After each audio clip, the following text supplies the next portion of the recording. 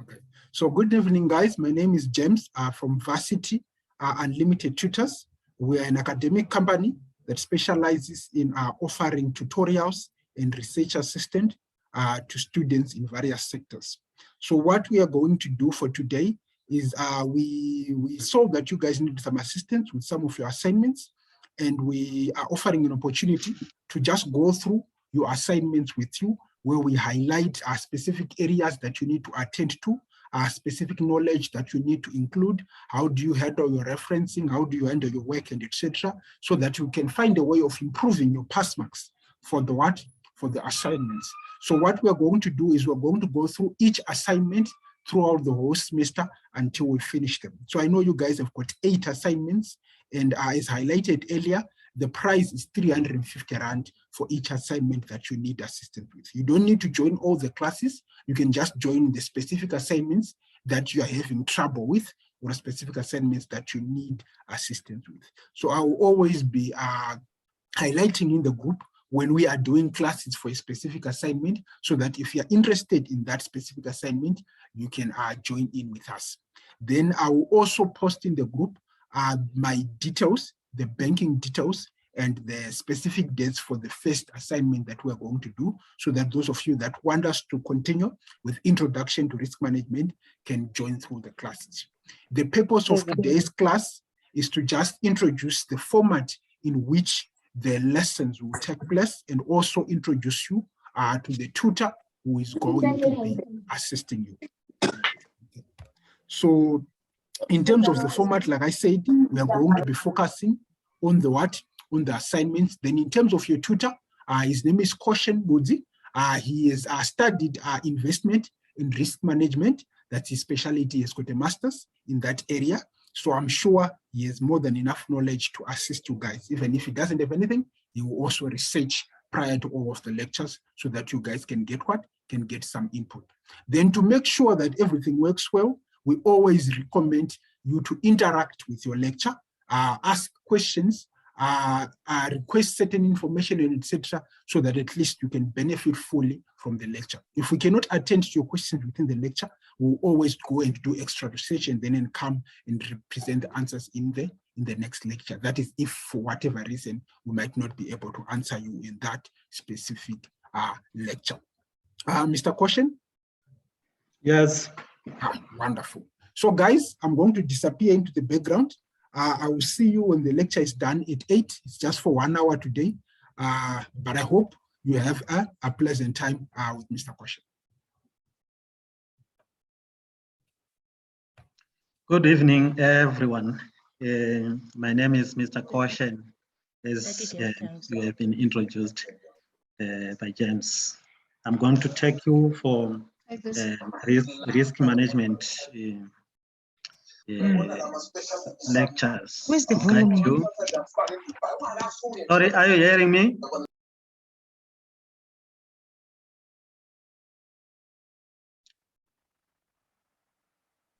Are you hearing me? Yes, we can hear you. Oh, okay. Let's ensure our mics are muted, guys. Thank you.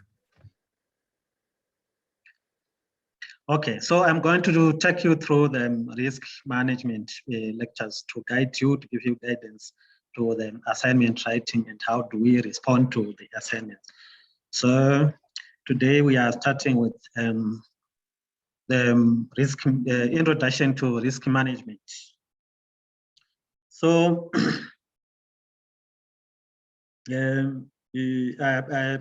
I've prepared some notes so that I can share with you guys as we proceed with the lecture. This will guide you through, and you can always refer to these notes whenever you respond to the questions. So today we are going to deal with the Sasiria case study. The structure of the lecture, we will start with the introduction, then we go to the case study approach, question interpretation, then we'll look at the suggested answer. Today, I think we're going to look at question 1. Then after that, I will have to attend to your questions. So this is the structure of the lecture. So I've provided a brief guideline on how to attend to case-study questions. We have seen that most of the assignments we have, they deal with the case study. They are case study scenarios. So we need you guys to master the approach to answer case study questions and collect maximum answers. So a case study is just a scenario in a particular professional context. It is a professional context. You are presented with a context which involves a number of issues, problems that can be faced in a workplace or any professional environment. Usually in case study questions, the students are required to identify problems in the scenario. This is the most, in most cases, you are required to identify problems, and also you are required to demonstrate and develop knowledge from the case, and also relate to the theories and professional policies in the field, in this case, in the risk management field. You are also required to make decisions and recommendations based on the case, either to prevent or to solve some of the issues that have been highlighted in the case. So in dealing or attempting the case type questions, there are some certain steps that you need to follow so that you attend to every issue required by the examiner. The first step, you should read and understand the case study and the questions. Usually, I start by reading the questions. I read the questions first, then I go and read the case study. I go back and read the questions to understand the questions in relation to the specific case. Then I will go back to the case again and read the case and try to pick the specific points and ideas that are required by that specific person. So you should read the case and the questions associated carefully so that you understand the questions and the case and try to relate the case and the questions. In your reading, you should analyze the question so that you understand the actual needs of the questions. So yeah, we are going to talk about the interpretation of the question, how to interpret the question so that we come up with the correct answer for a specific question. Usually, most people fail not because they don't have the knowledge, they don't have the theory, but you can give the correct theory, but to the wrong question. You give the correct theory to the wrong question.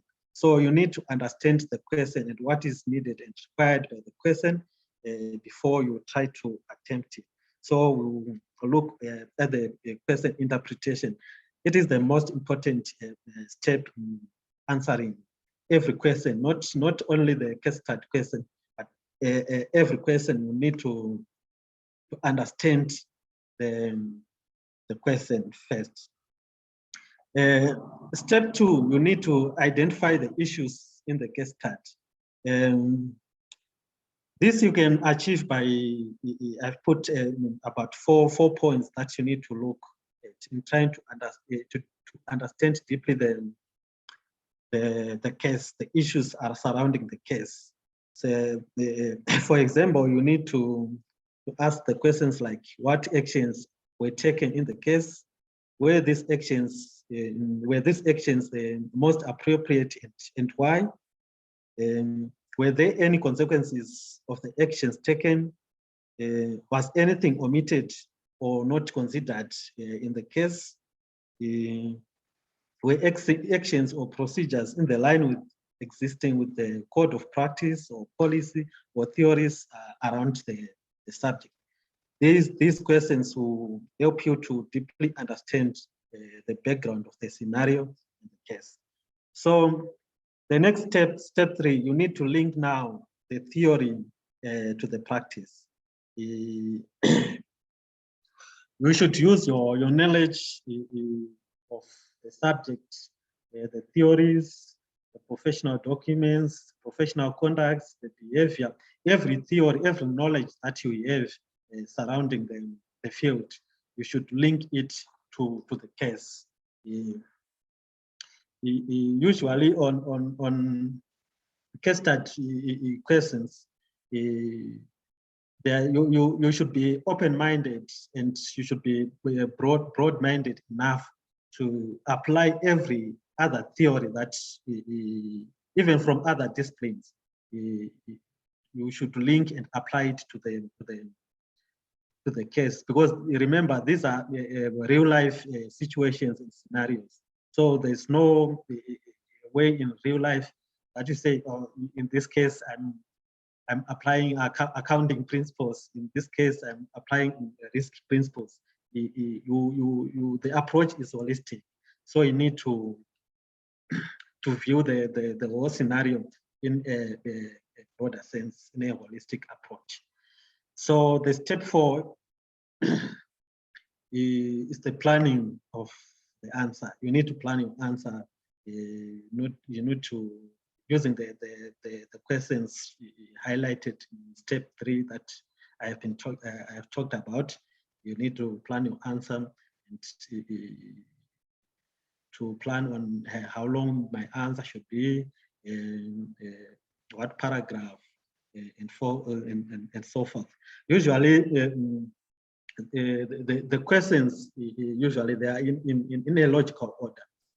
So it is advisable to attempt to the questions in the order that they were given, because in some case you will see question 2 referring to the answer you provided in question 1.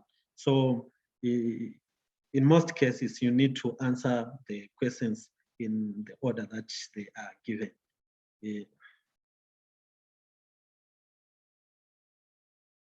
Then we go to the 5th step. In step 5, this is where you do the actual writing of your case study answer.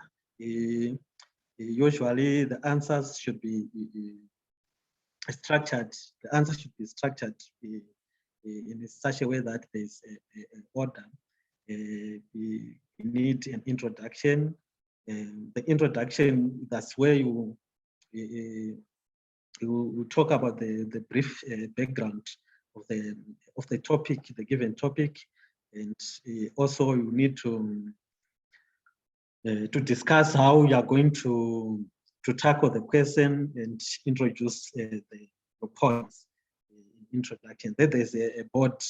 The board, that's where you discuss the case start. That's where you discuss the points. This is your main answer. So you need to plan it in a proper way. Your discussion points should follow an order. It should be answered in an orderly manner. The structure should put headings so that the examiner will follow in an easier way. Then after your discussions, you need to then conclude your discussion. So this is the structure that you need to follow in answering them. So basically, this applies to almost every case study question. You can use this approach to answering the question. It will make your work way easier, and it will be like the planned. So now let's try and attempt the first assignment that we've been given on the Sasiria case. So I hope you guys have read the case and the questions, and you have an idea on what is required by the question. So the question reads, in light of the case study provided, justify the importance of Sasiria SOC Limited to the insurance industry and the South African economy. So we need to interpret this question first before we try to attempt it. We try to answer the question. Let's look at our keywords. Our keywords, I've highlighted my keywords in red. We have justified. When we are asked to justify, is to give reasons for something, to give reasons why that thing happens or why is it important. So here we are given justify the importance. So we need to prove, in this case, we need to prove why Sasiria is important. Specifically to the insurance industry and to the South African economy as a whole. So our answer should justify, should give reasons why Sasiria is important. And it should, our answer should be linked to the insurance industry as a whole and also to the South African economy. So you see, this will assist us to know that in some case, you can attempt this question and maybe put your justification only linked to the insurance industry and leaving the South African economy. You cannot score maximum marks because there's another link needed by the person. You need to justify in accordance to the insurance industry and the South African economy. So this is how I've interpreted this question. Okay, so I've talked about the introduction. In this case, my introduction will, in brief, just describe the insurance industry in South Africa, and maybe to introduce Sasiria in brief and talk about some few things about Sasiria. You can also introduce the purpose, the purpose of the essay in your introduction. For example, after writing about some brief background and introducing your Sasiria, you can say this essay seeks to justify the importance of Sasiria SOC Limited to the insurance industry in the South African economy.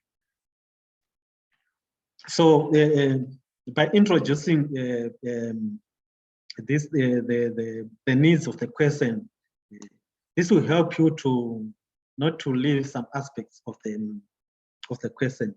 It will help you to answer all parts of the question, to answer the question in all. So you will see this type of a question, it's about it's 25 marks. So 25 marks, this is about, you need to write about 4.5 to 6,000 words for this type of question. About 4 pages, 4 to 6 pages 4 to 6 pages, then I think your discussion should be come through very well on 4 pages.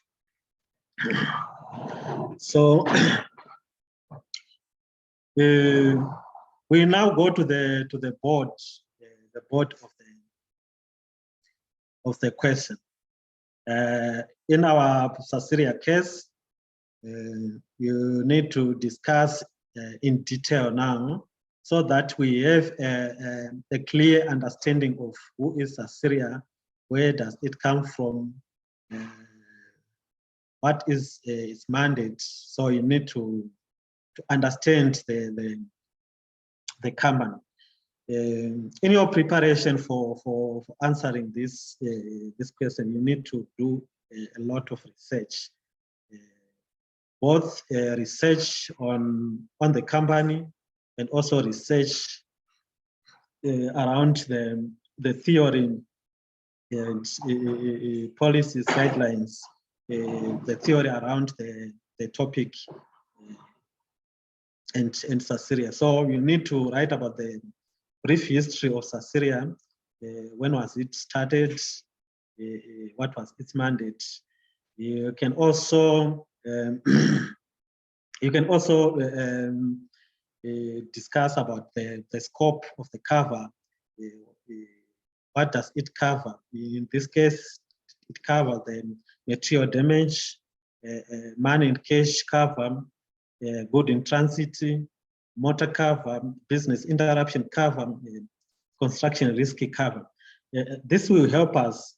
Remember, we want to justify its existence. We want to justify its importance to the insurance industry. So this information will help us to have an understanding of what does it really do, and what is its aims, its objectives, and so forth. So we need to understand these things before we try to find the reasons for the justification. You can also discuss about the geographical scope, the areas that Sasiria covers. In this case, you know that Sasiria only covers for the risk that occurs within the borders of South Africa. So this is important to note, because we have South African businesses that operates in other countries. You need to know this type of information, and also why Sasiria was formed in the first place. What was its mandate, its aims and objectives. This will give us a platform for us to understand the importance of Sasiria in the economy. So now you can proceed to now discuss the importance of Sasiria to the South African economy. So in my attempt to answer this question, I've discovered that we have 2 approaches to this answer. You can choose either of the 2 approaches. We have a functional approach. By functional approach, what I mean is you tackle the question by looking at the functions of the companies, the functions of Sasiria. What is it intended to achieve? Then you discuss your answer from that point of view. And also I have a stakeholder, the stakeholder approach. In the stakeholder approach, this is where you try to justify its existence from the stakeholder's perspective. So you can approach the question in these 2 approaches. You can choose either one of the approaches, because the discussion points basically they will be the same. The discussion points will be the same, but the approach will differ.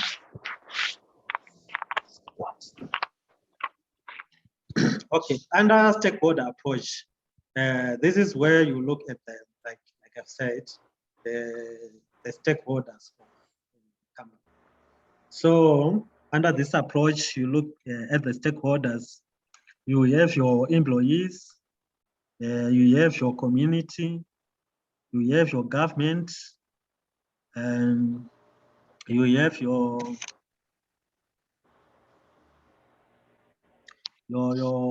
insurance companies, the insurance brokers, and you have the businesses. So you look at each and every stakeholder of Sasria and try to try to find the reasons or the importance of Sasria to each and every stakeholder of the company. For example, under employees, you see by covering the businesses against the loss caused by protesters and sort of that, the business, the companies will remain in business. So you find that the employees will benefit because there are no loss of jobs. They'll continue to have their salaries.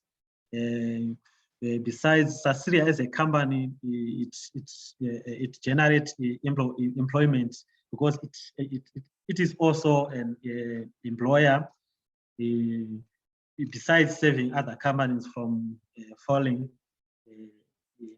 Sasria as a company, it employs quite a number of employees. So in employment creation, it is important because it creates employment for the general public of South Africa and also for the government. You also see by community, it helps by rehabilitating the affected businesses and the like. So the community will also benefit from the business community. The government, it will benefit from taxes and other things like that. So you find that Sasria is will be try to justify its importance to the stakeholders. Then on the functional approach, this is where we look at the function of the company. In this case, we see Sasria has two mandates. When it was formed, it was given two mandates. The first is a legislative mandate, which calls for the focus on research and investigation of any risk that can be considered to be of national interest. So in that regard, you see that Sasria is important for the general economy of the country because it will do researches, it will do investigations, and to broaden the risk knowledge of the country. The second mandate involves the driving of a positive contribution to the transaction to the financial service industry in line with the National Development Plan.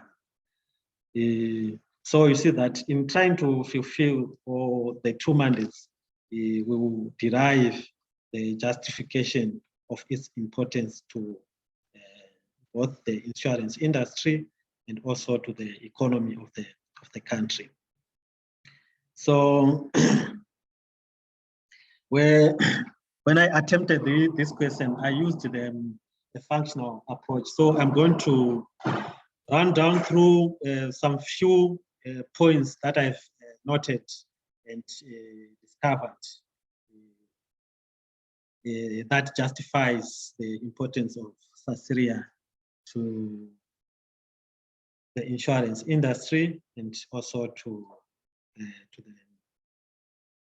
the country. So the first point is Sasiria, and it helps in the enabling of business to restore operations and production quickly. Yeah. So in this case, you'll find that after a civil commotion or public disorder, be it strike or riot or terrorist attack, whatsoever, there is some distraction that can happen to the business community.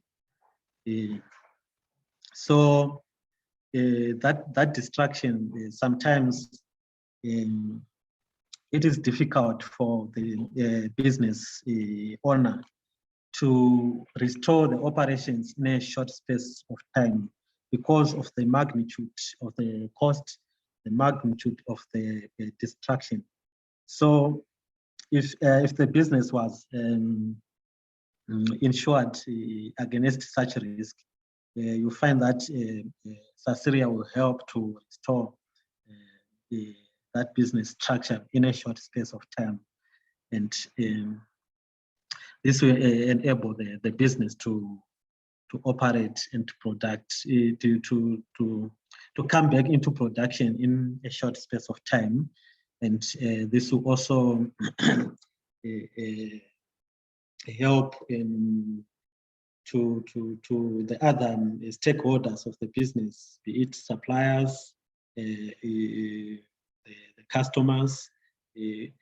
Let's say, for example, it's a business which is in the production of food and other consumables. The quicker it come back into operation, it means all its customers will be happy in a short space of time. So we see that Sasiria is important in this regard because it enables the business to come back into operation in a short space of time. The other point that I have noted is the prevention of job losses. This is a very big, it's a very big and important point to note, especially to the economy,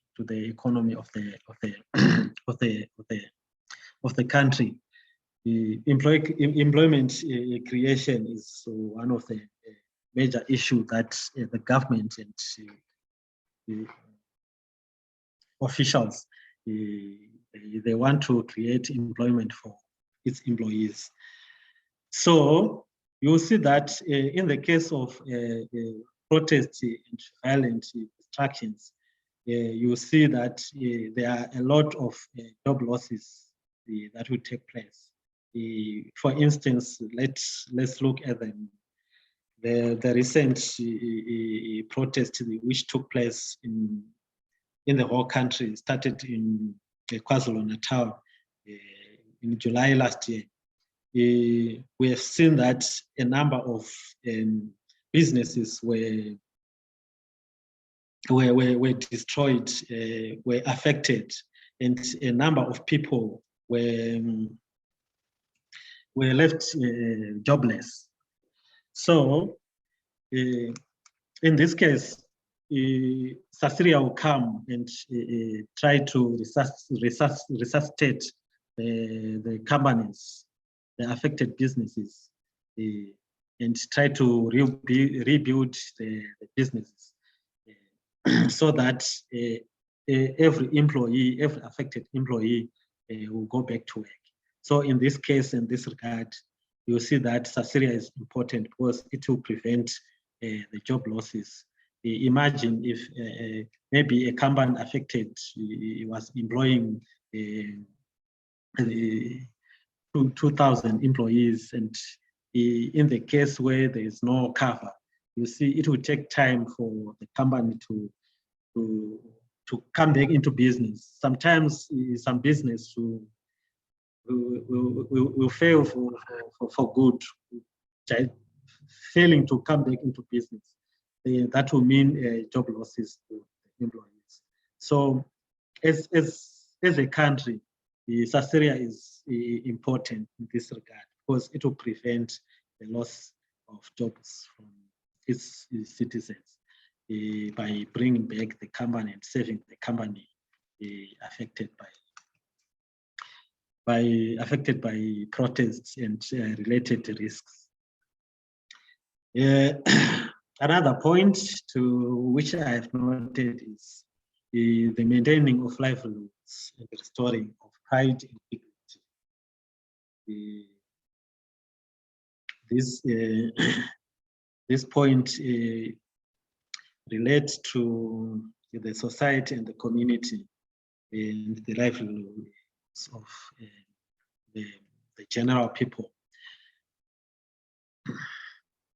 We have noted that the protests, in most cases, they bring discomfort in the society, disharmony, the business places to left upside down, things not in order. So by restoring the business community, Sasria will help to restore the livelihoods. This point is also linked to the one we have discussed on the job creation and the like. It will restore the pride of people and the dignity of people, because the effects of the risk, the effects of the protests and the related risk, we will not have to stay for long, because Sasria will come up and rescue the company as a cover. So this will, in a long way, help to restore the dignity of the people. And then I've also noted that as a way to justify the existence or the importance of Sasria to the insurance industry, Sasria facilitates the economic continuity and stability. In this regard, the financial stability of any country it depends on the production and the the performance of the business community. You see that if the business community is not performing, it will affect the general finance and stability of the economy. If the business they are stable and they are operating well, the economy will be stable. Sorry. Also, I've noted that even the state-owned companies, they need to have a balance. They need to be stable in its operations. So in the case of the violent protests and riots, you'll see that most businesses are affected. They are affected. So if the business community is affected, you will see that this will have a direct effect to the economic continuity of a company, or sorry, of a country. If we try to look at the previous recent civil unrest, the riots and protests in South Africa, you have seen that the rand has dropped because of that riot activity, that protest. it affected the value of the rand against the other currencies like the US dollar, the Great Britain pound. So the Sasria, when it comes and try to resuscitate the economy, it will bring back the economy to functionality, and this will stabilize the economy. You can also link this point with the other discussed points of employment stability, production stability, the financial stability of the financial institutions and the like. So this is, we can justify the importance of Sasria to the economy of the country by since it provides the stability that is needed in a country to perform well.